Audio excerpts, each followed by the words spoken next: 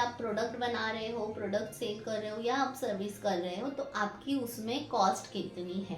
Cost को दो इसमें बाइफरकेट करना है, direct and indirect. Direct means अगर प्रोडक्ट है तो उसको बना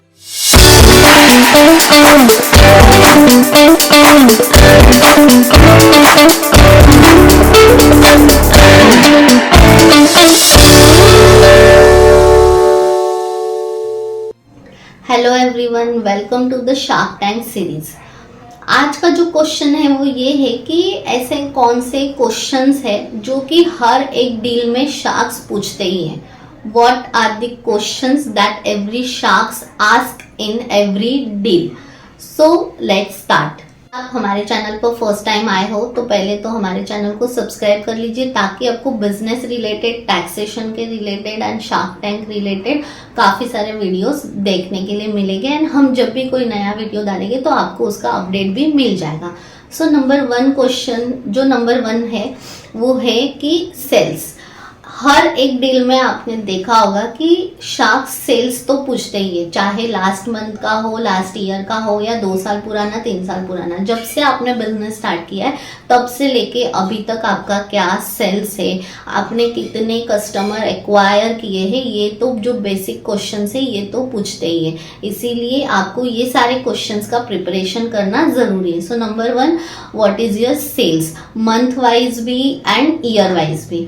नंबर टू, कॉस्ट। अगर आप प्रोडक्ट बना रहे हो, प्रोडक्ट सेल कर रहे हो या आप सर्विस कर रहे हो तो आपकी उसमें कॉस्ट कितनी है। कॉस्ट को दो इसमें बाइफरकेट करना है, direct and indirect. Direct means अगर प्रोडक्ट है तो उसको बनाने के लिए प्रोडक्शन कॉस्ट कितनी है।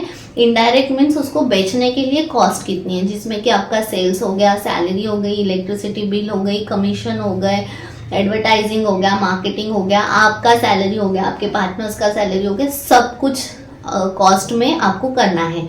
नंबर 3, आपका एक्सपेंसेस का एंड रेवेन्यू का बाइफरकेशन भी वो लोग पूछ सकते हैं कि आपका रेवेन्यू का बाइफरकेशन, जैसे कि ग्रॉस कितना है, नेट कितना है, जीएसटी हटा के सेल्स कितना होता है, जीएसटी पकड़ के कितना होता है। कॉस्ट में भी जैसे मैंने बताया डायरेक्ट एंड इनडायरेक्ट। इनडायरेक्ट में मार्केटिंग का अलग, पैकेजिंग का अलग हो जाता है, लॉजिस्टिक है तो लॉजिस्टिक अलग हो जाता है। तो ऐसा सब ब्रेकअप आपको पता होना जरूरी है।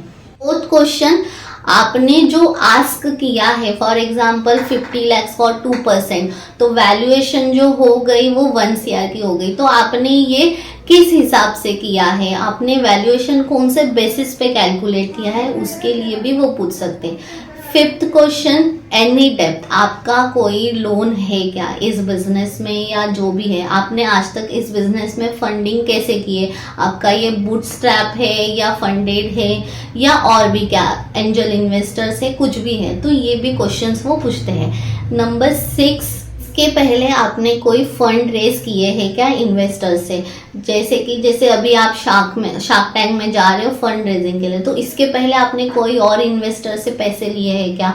कोई लोग एंजल इन्वेस्टर के पास जाते हैं, कोई वीसी के पास जाते हैं, कोई जॉइंट वेंचर करते हैं, तो वीसी मीन्स वेंचर कैपिटल। तो ऐसे कुछ आपने इसके पहले फंड रेज किए हैं क्या, या कोई टर्म शीट को आपने साइन किया है क्या, ऐसे भी क्वेश्चंस होते हैं।